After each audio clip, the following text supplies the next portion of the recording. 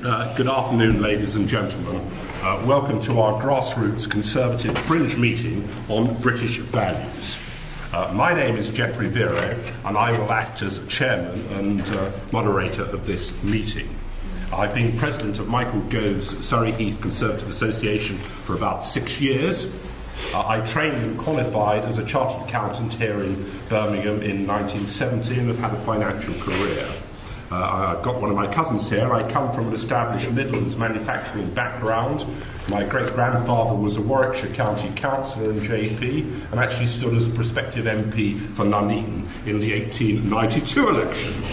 And my first real political experience was canvassing for Jonathan Aitken in the 1966 general election for Meriden, which is just adjourning here. We have 5 members of the panel, and there have been a couple of unavoidable changes to those named on the flyer. We have a session of about an hour. Each panellist will address us for about 6 minutes maximum. No interruptions, please. And then there will be 30 minutes for questions and answers. And please allow me to control the meeting without the helicopter here. The subject matter, especially in the light of the Scottish independent referendum, is vitally important. Let's see, coming out of the meeting, whether we can establish, beyond doubt, what we consider to be true core British values, which have been such a cornerstone of our great nation, and why so many round the world respect us and wish to visit this country. I heard David Cameron speaking on the radio this morning on this very subject.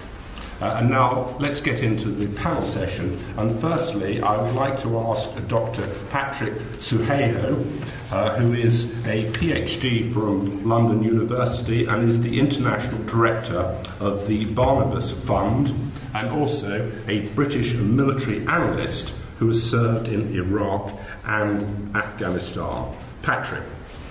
Thank you. Ladies and gentlemen, I'm the son of an immigrant. Some would say a refugee. My father was imprisoned by the British in Guyana for seeking independence. They called him a terrorist. He called himself a freedom fighter. My mother persuaded him to flee the country, and so we arrived in Britain in 1959 to start a new life. My father advised his children that, since Britain had now welcomed us and given us a home, we must embrace our new life, be loyal to our country, and assimilate into its culture. At that period, being an immigrant in Britain meant assimilation. There was no idea of alternating between multiple identities as in the 1970s, and no concept of multiculturalism as in the 1980s. Rather, we tried to embrace the English language and British culture as a way of life. But growing up in Britain in the 1960s, I encountered racism in its most extreme form. Beating and physical abuse were normal. Alienation and discrimination a part of life. I also experienced poverty. My parents entered the UK penniless. Our family of 5 lived in 2 rooms.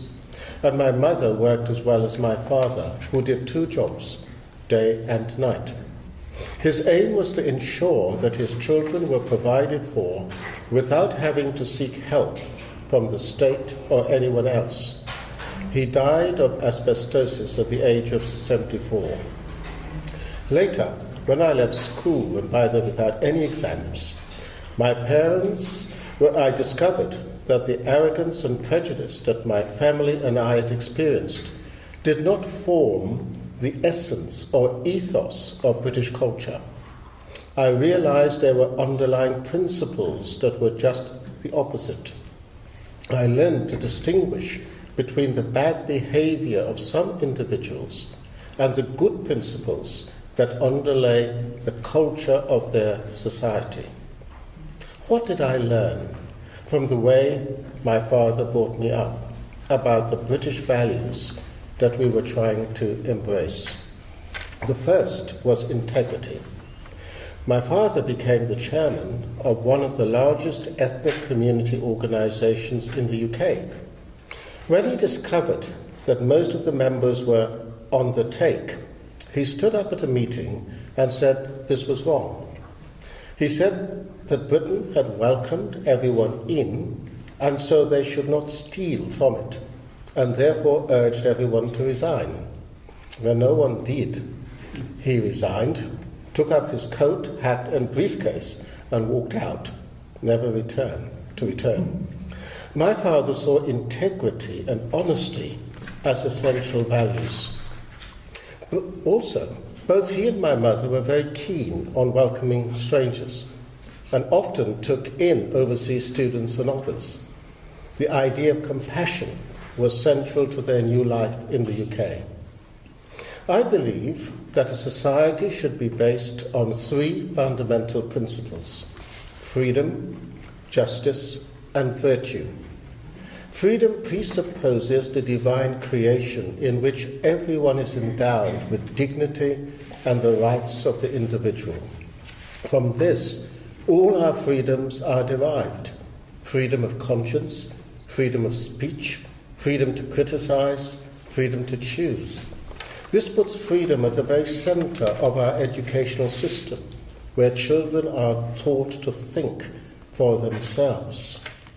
Justice requires righteous laws, which are endued with mercy and a concern for the poor, the weak, and the alienated. By virtue rather than values, I use the word virtue, I mean that moral values should permeate all structures and institutions, that personal responsibility for one's own actions should be accepted, and that doing good should be the central ethos of society. These 3 elements are rooted in the biblical tradition and form the basis of a Judeo-Christian ethic. I believe profoundly that this is what has shaped Britain in the past. It is what the Bible means by loving your neighbour as yourself, and what British culture means by supporting the underdog. For me, British values encapsulate these 3 elements. I saw my father being transformed by an encounter with such a value system, which in turn has shaped my own life and prompted me to look for a society which rests on these principles. Of course, these principles have not characterized British culture ever since the Neolithic times, nor did they suddenly arrive at a point in time fully formed. Rather, they developed over the centuries through a gradual and painful process. Yes, over the centuries, the British, like other nations, have made their fair share of mistakes and continue to make them. But this should not detract from the appreciation of the underlying values. And now, I believe, these values are disappearing from British culture through another gradual and painful process.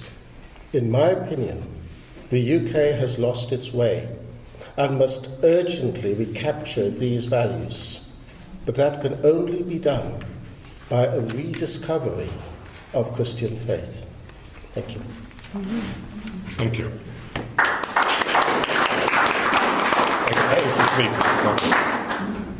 I'd now like to ask Councillor Delyth Miles on my left here, who is the former chairman of Clacton Conservative Association, Douglas Carswell's seat, so we're going to see a bit of action there shortly. And her career was as a senior manager in local government, and she originally comes from West Wales, as you'll find out from her accent. I can't get away with anything with my name and my accent. It's 2 things that always catch me out. Well, for those of you who haven't looked at the Grassroots Conservative website, my testimony is on there, so I would encourage you to have a look at it when you've got time, please. And I basically, fundamentally believe, passionately actually, in the importance of British values. And I would start by saying that one of the most important ones for me personally is respect. And it starts with self-respect. Because if you don't respect yourself, and this, affects your behaviour in everything that you do, how can we expect others to respect us? It just gets into a spiral. So I feel very strongly that respect underpins an awful lot of things, starting with oneself. Added to that is dignity and self-esteem, because I think all those tie in very closely with respect. Because if you look at some of the behaviours of people today, when we see certain things on television, the drunkenness, the foul language, the etc., and I feel so gravely sad and think, if only those people could see how demeaning their behaviour is to themselves. And so, I think that all those things tie in. I also believe passionately in kindness, generosity, sincerity, and this is my West Wales background coming out very strongly now, warmth. These are things that were the basis of my childhood. I have an awful lot to thank my very ordinary, probably working class, yes, very working class, not probably, parents, highly respected in the community and in the village. I've got both my parents to thank for instilling in me the values, the importance of the things I've just mentioned, plus many other things, of course. And I would like to say that it's no good preaching the importance of these things unless you practice them, because certainly most people learn by seeing. And both my parents, in their very simple Westphalian way, were wonderful people. And my mother's motto was, if you can't do anyone any good, you must not do them any harm. And, as I said, we had a fairly humble home, but all the things that were important, the family was, nobody would dare criticise one of her children because she would have something to say about it, unless, of course, it was something we had done, and then we would have to answer to that. But it was fundamentally, people came, they knew they'd be welcome, they knew they could trust my parents, they knew they could, look to them for support, as indeed you could from many other villages. I know my parents were no different to many of our neighbours. So perhaps for me, I would like to just quote Her Majesty the Queen Elizabeth, the Queen Mother, sadly is no longer with us. But she addressed the fellowship of the Bible Reading Fellowship at their 75th anniversary in, I can't remember when it was, 1967 or whatever. And she said, many of the evils which beset us today would be avoided by strict adherence to the precept of the Ten Commandments. And I think that they underpin everything and say it all, and that is what I feel is sadly missing in our lives, is that example, that expectation of people. And I'm a Christian, but I'm a very poor example of one. But fundamentally, I always turn back to those key things to ask myself, does this fit into this category? And I think we've got the basis there. And I just worry that if we do not step in, as all of us, every single resident in this country step in and do something, we're going to be a very sad country indeed. Thank you. Thank you. Thank you very much, Jeff. I think all of us learn enormously from our mothers and fathers in those first formative years, and certainly that love we get from our mothers. Yes. Now I would like to ask number 3 in the batting order, Canon Dr. Vinay Samuel, who is Director of the Oxford Centre for Religion and Public Life, and he is a graduate of Fitzwilliam College, Cambridge. Vinay. Thank you very much. Values are expressed often as ideals. Sometimes the language of worldview is used, and we talk about virtues. So, what are we talking about when we talk about values? That needs to be explored further. The time that we have doesn't allow me to explore any of that. But except to say that there is, certainly in British culture, a great deal of suspicion about abstract ideals. And therefore, the idea that values of some kind of abstract things which have to then be taken on and applied is not really part of British character.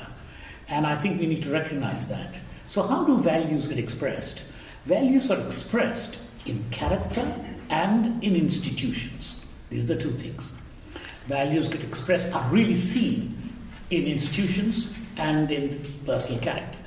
Below the values are two concrete factors that I want to highlight. One is the human person. What is a human person? The other is the human community. And this is where the distinctiveness of the religious tradition of Britain is, which is its Judeo-Christian tradition, the British culture drew on that and developed an understanding of a person made in God's image, and a person, therefore, human persons being equal. All those ideals and values came out of that kind of an understanding. So you can't talk about values without a view of what a human person is. And that's why religion and Christian faith is critically important. Quite frankly, the whole of the regime of human rights, which dominates legal thinking globally, especially the European courts, as well as politics, political policies, economic policies, all that, the human rights regime is based on an understanding of the human. That is really at heart Christian, fundamentally Christian. And therefore we need to draw on that and remind ourselves and continue to witness to that. Very quickly then, below these two things, which is the human person and the community, let me highlight two values in the time that I have. One is the value of fairness. When it comes to human persons, the value of fairness. Everyone knows about it. What does fairness mean? Is it securing the privileges of the few against the many? I'm just looking at it economically. When you apply it to economics, does a conservative viewpoint mean that fairness is to secure the privileges only of the few? No. Does it mean defending global capitalism as above moral accountability? No. I think that never was fairness. It's not self-interest. It is much more at the heart of British values. Along with fairness goes a sense of community, that everyone is equal and needs equal opportunity. No one should be unfairly put down or prevented from securing the best that they can secure. Opportunity, all these are part of fairness. It is not privilege, it is fairness. And yet, sometimes we think when we talk about fairness and it applies to economic systems and all that, we are talking about privileging a few and protecting them from accountability. And I think that's what real moral conservatism, real moral understanding of Christians engaging in political world have to continue to witness. Very quickly, the other value is togetherness. That is expressed in institutions of civil association, choirs, theatre groups, reading societies, walking clubs, church institutions, churches. All these were, don't forget, shut down by the communists in Europe because they were seen as a threat. And another way of expressing real British values of community is developing these, engaging in them. And that's what inclusiveness is all about. I mean, we talk about inclusiveness. Inclusiveness is really about togetherness. Inclusiveness is, if you just use the language of power and say, the powerful must include the powerless, you're setting up a different understanding, undermining the very British value of togetherness. It is about how inclusiveness actually produces togetherness in communities, whether in Birmingham or London. Does it really produce togetherness, an expression of togetherness? This is very, very important to me. That binds people together to a place, to customs and history. That's what togetherness is. And I think I would like to highlight these two as possible values: fairness in terms of the human person, and togetherness in terms of community, as those which are deeply grounded in a Christian vision or a Judeo-Christian ethic, but also are deeply expressed as uniquely British values that need to be continually protected and preserved, even as multiculturalism, all these other factors continue to impinge on British society. Thank you.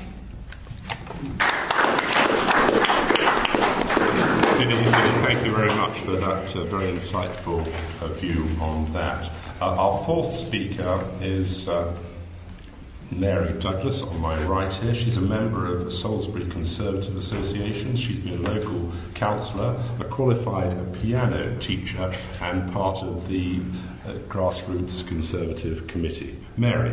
Thank you. Thank you.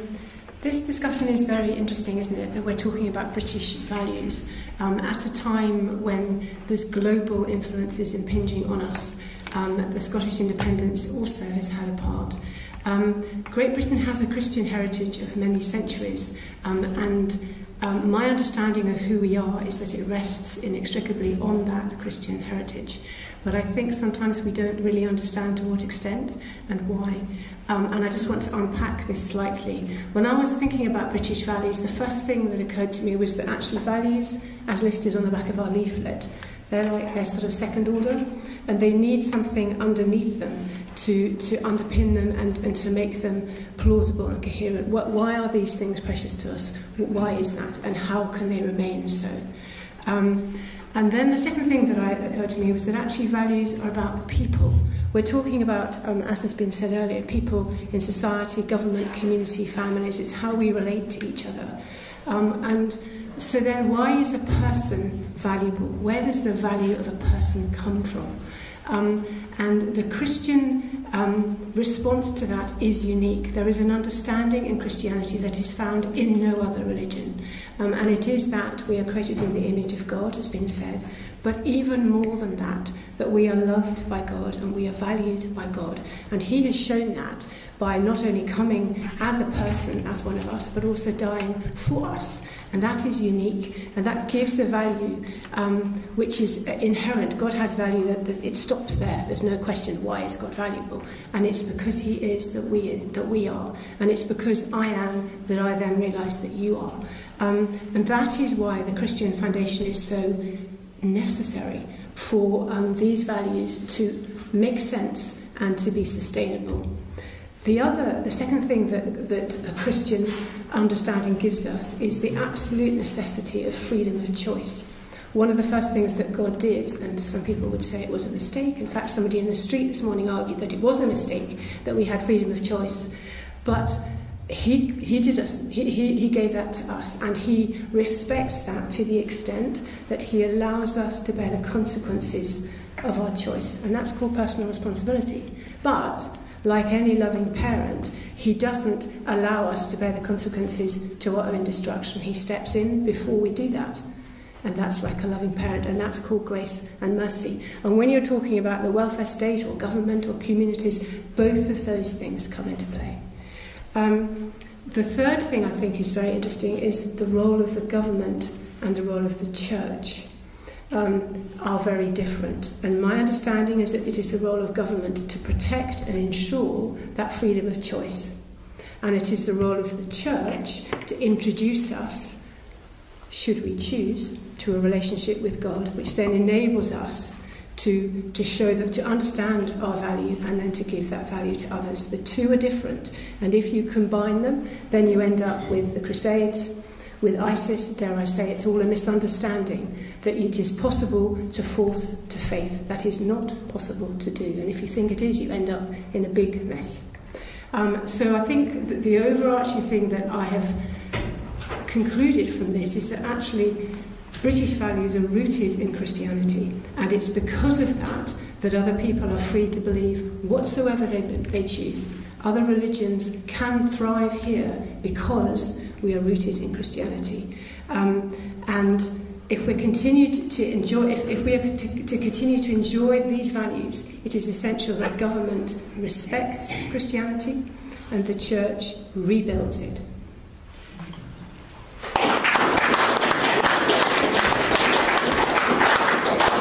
Mary, very, very, very insightful. Very wow.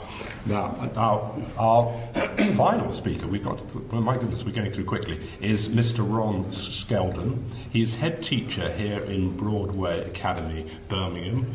We've heard an awful lot about Birmingham schools, and I'm sure Ron is going to give us a real insight into that. He's a graduate of Birmingham University. He is a keen sportsman, very fit-looking man. Thank you. I was very taken by a book I've just recently read by Sir Anthony Selden, who's the master at Wellington College, about the 1914 war and the input of so many schoolboys into that war, and reading the sort of values which were inculcated into a generation 100 years ago. I personally believe that values are inculcated into our children, but firstly by the mother, and then the very considerable responsibility which the teaching profession have. And Ron, we're absolutely delighted that you've joined us today. Over to you, Ron. Thank you. I think I should be okay. If you can't hear, put your hand up and I'll project louder. Good afternoon. Let's say what a privilege it is to be here to talk about British values. I'm head teacher of Broadway Academy, which serves an inner-city school. Which is an inner-city school, which serves the communities of Perry, Bar and Aston, has 1,200 to 1,300 students. 95% are Pakistani, Bengali and Muslim. We also run a social enterprise with a business separate from the academy, which runs a whole eclectic mix of groups, from political groups, religious groups, and we're open from 7 till 11 o'clock, 365 days a year. So we really do sit at the heart of the community, which I believe schools should do. Over the summer, just in terms of where we are as a school and our sort of testimony, as it were, we had confirmation of an outstanding grade 1, not from Ofsted, but from a separate institution, including quality mark in governance, learner attitudes, learner progress, learning with teaching, and work with the community, where we were designated as a centre of excellence. I've dropped my one of my newsletters there, so if you want to read it, you can read probably a little bit more about the school, a little bit more about the values aspect of the school. It's an honour to serve such a wonderful community. The school sits at the heart of the community. Not only do we at Broadway ensure that students achieve well academically, in the top 5% of schools nationally for student progress over the last 5 years, but we also still into the children values that underpin everything that we do. Those values of respect, aspiration, trust, and so on. The Broadway values represent the virtues that our parents, students, governors and community deem to be important. British values have all of a sudden become important. We are rushing to define what is British. In the wake of issues at home and abroad, there's been something, I believe, of a knee-jerk reaction that what constitutes British values. Without being smug or taking any sense of self-satisfaction, we at Broadway have been working on values over the last 6 years. Values have been woven into the fabric, indeed the DNA of the school, and permeate all aspects of our school ethos and culture. The students in my academy at Broadway who attend school, like those that attend schools in Wales or even the parts of Scotland, we hasten to add, call themselves British Muslims. One of the parents who have been with 4 children in my academy served the community as a special constable for 35 years. And he depicts the essence of British values. He serves the Crown first and everything else second. And my Chair of Governors, who is here this afternoon, will vouch for that. He's British Muslim, a gentleman, and his British values running through the core of his being. How many of his so-called white communities could take a lesson of British citizenship and values from him? So what's going wrong? I believe there's a polarisation of communities in Birmingham. The Muslim community in the UK, particularly Birmingham, is taking a battering in recent months. The blame for the brutality of ISIS, the Middle East, and the issues there. In some instances, part of the Muslim communities are retreating into themselves due to the press that they've had. They have no allegiance to the Crown. In some respects, don't associate themselves with anything remotely British. The far right is also gaining ground. EDL, UKIP's peddling an alternative narrative. And the centre ground, I believe, is alarmingly being lost. In an insecure world, people need to feel rooted and they draw strength from a common purpose. Indeed, if people are to be pulled back to the centre, we need a clear sense of shared vision and identity. Our success as Great Britain, our ability to meet master and the plethora of challenges that faced us in the Middle East at home, unemployment, decline in the family, and the potential for threat of social community breaking in our cities. And yet we look back at Britain with pride. Post-Second World War, we can look at the development of the NHS, or many achievements which put the great in Great Britain. You know, just remind ourselves that Britain was the first country in the world to reject arbitrary rule of the monarchy. It was the first country in the world to make a virtue of tolerance and liberty. It was the first in the Industrial Revolution. It was the centre of the world's largest empire. Britain, unlike Europe, has never been subject to a revolution. The Britain that has had the imperial mission, which made us a world power, the defence of the West, which helped us justify ourselves as a world power. The Britain is a country of immigrants, defined itself by belief in liberty, support of unity for all. We didn't feel it's the exceptionalism called for any mission statement, defining goals, national ethos. Indeed, we made a virtue of understatement or no statement at all. This is a long way from the Britain in recent decades, the Britain of managed decline, failing corporatism, self-defeating struggles between the private sector in the 50s.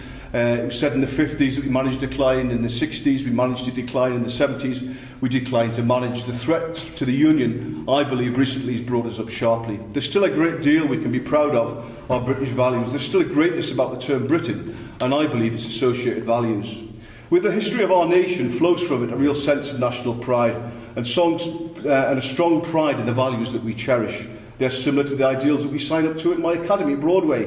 They're similar to the ideals that Business Birmingham Chamber have signed up to. We're working with them at the moment on a school for commerce, a free school under Michael Gove's initiative. And whilst education has been a political football of late, we need to get back to teach our children values so they can discuss, deliberate and reason. Employers are crying out for students with correct attitude, values they can believe. And we believe we can train this very British value into our children. Values can be learnt.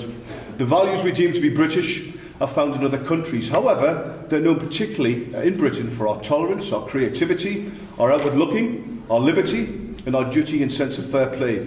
Roger Scruton said this. He said, when people discard or mock ideals which formed our national character, they no longer exist as people, but only as a crowd. The golden thread of liberty runs through British history of the individual standing firm against the arbitrary use of power and tyranny, which has already been alluded to. This unites families, communities, and even prompted the Rowan Williams, the ex-bishop of Canterbury, to say British values, that I'm thinking the way in Birmingham we've seen local parish and mosque combining to provide family services and youth activities, both acting out a very strong sense that this is what communities ought to do. The ideal of liberty is just an ideal.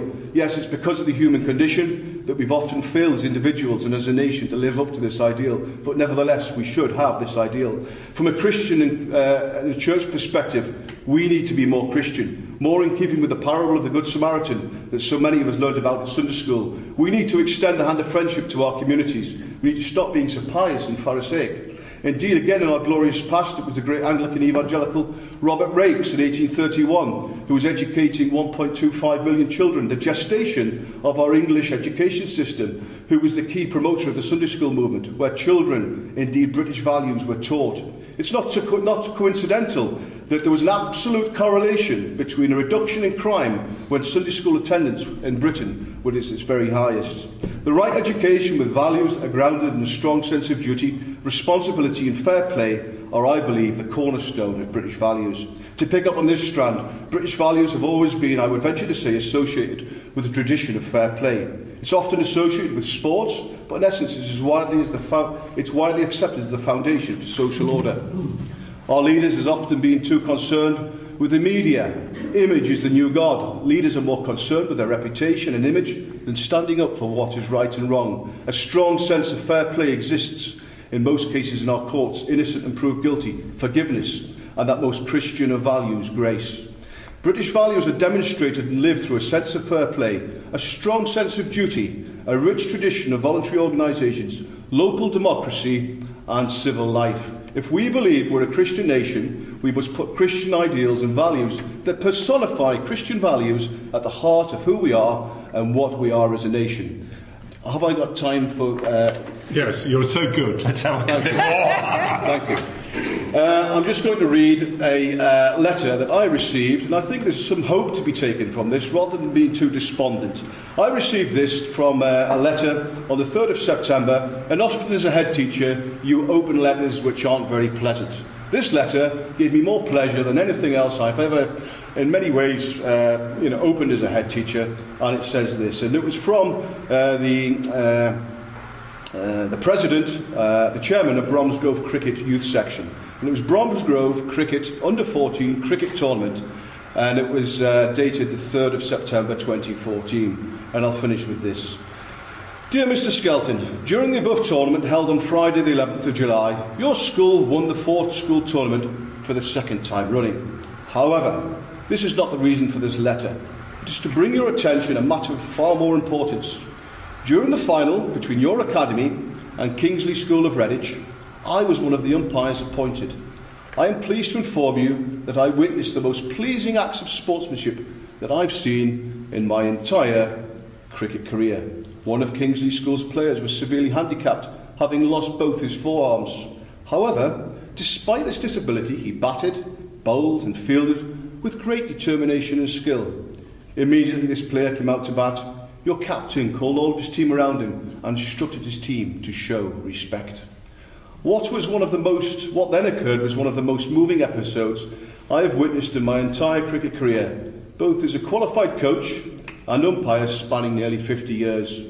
Your school captain, a young Muslim Pakistani heritage boy, and I've added that, treated this player in equal terms, not taking advantage of his disability by lowering their skill levels to compensate for the vast difference between them. Your captain extracted from his team compassion, which is not always practiced in this day and age. On behalf of Bromsgrove Cricket Club, I would like to congratulate the team, their coach, Mr Thurman, and his associate PE teacher, Mr Khan, and members of your staff, yourself included, in an excellent display of sportsmanship by your team members. They were indeed worthy winners. Yours faithfully, D.M. Duffy, Chairman of Bromsgrove Cricket Youth Section. Thank you. Very good. Thank you very much.